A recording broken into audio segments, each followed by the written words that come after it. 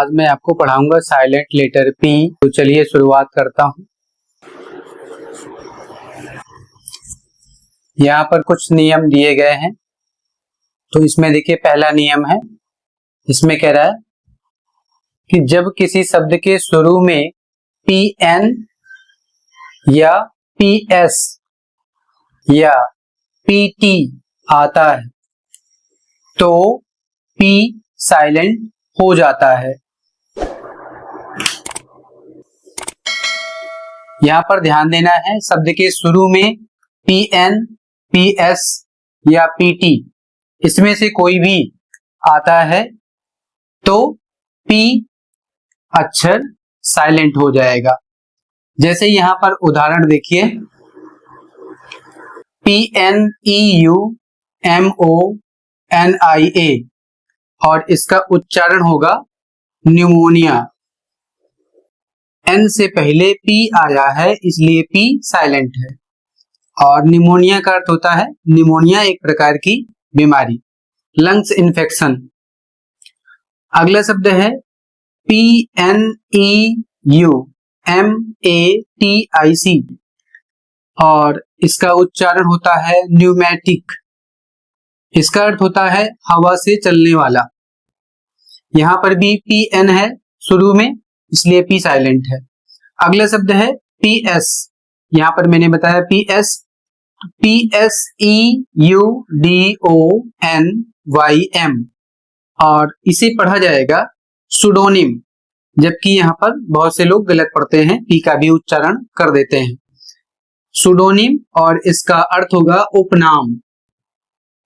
अगला शब्द है P S Y C H O L O G Y जिसका उच्चारण होता है साइकोलॉजी और इसकी हिंदी होती है मनोविज्ञान। अगला शब्द है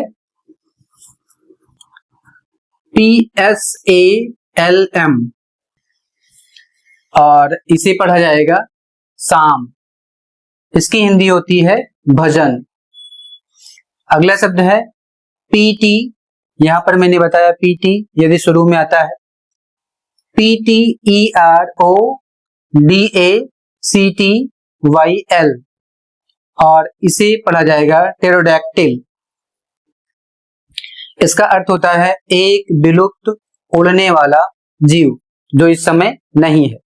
अगला शब्द है P T O M A I N E इसे पढ़ा जाएगा टोमेन और इसका अर्थ होता है भोजन के सड़ने से बनने वाला विष अर्थात जहर। अगला शब्द है, यहां पर जो मैंने दूसरा नियम लिखा है इसके लिए ये शब्द हैं, 3 हैं। तो यहां पर देखिए लिखा है नियम में, फ्रेंच भाषा से आए हुए कुछ शब्दों में चाहे पी बीच में हो या अंत में हो, शब्द में चाहे पी बीच में हो या फिर अंत में हो, पी साइलेंट हो जाता है। जैसे यहां पर उदाहरण देखिए, यहां पर लिखा है R E C E I P T, इसे बहुत से लोग पढ़ते हैं रिसिप्ट, जबकि रिसिप्ट नहीं पढ़ा जाता है, गलत है। इसे पढ़ा जाएगा रिसीट और इसकी हिंदी होती है रसीद। अगला शब्द है CORPS और इसे पढ़ा जाता है कोर, इसकी हिंदी होती है सेना दल। अगला शब्द है COUP, इसे पढ़ा जाएगा कू और इसकी हिंदी होती है तख्ता पलट। ये तीनों शब्द रिसीट, कोर, कू, ये तीनों शब्द फ्रेंच से आए हुए हैं, इसलिए इसमें पी साइलेंट है इन सभी में, चाहे बीच में आया हो चाहे अंत में आया हो, तो दोनों में साइलेंट हो जाता है। बीच अंत चाहे जहां पर आता है साइलेंट हो जाएगा। इसके बाद है अगला नियम, इसमें कह रहा है कुछ कंपाउंड वर्ड्स या पुराने अंग्रेजी शब्दों में उच्चारण सरल बनाने के लिए पी साइलेंट हो जाता है। यहां पर देखिए जैसे ये कंपाउंड वर्ड है, इसमें दो वर्ड हैं, एक कप है दूसरा बोर्ड है, अलग अलग वर्ड हैं।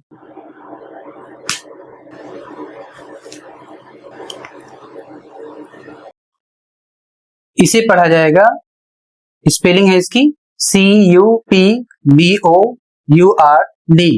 और इसे पढ़ा जाएगा कवर्ड और इसकी हिंदी होती है अलमारी।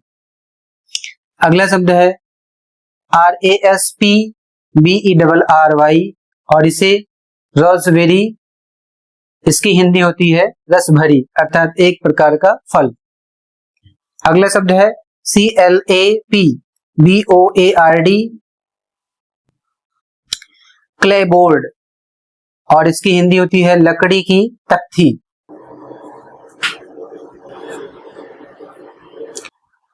इसमें कुछ अपवाद भी होते हैं, अपवाद याद रखना मस्त है। तो यहां पर देखिए कौन कौन से अपवाद हैं। जैसे इसे पढ़ा जाएगा CAPSULE, इसे पढ़ा जाएगा कैप्सूल, इसमें P का उच्चारण और S का उच्चारण दोनों का उच्चारण किया जा रहा है।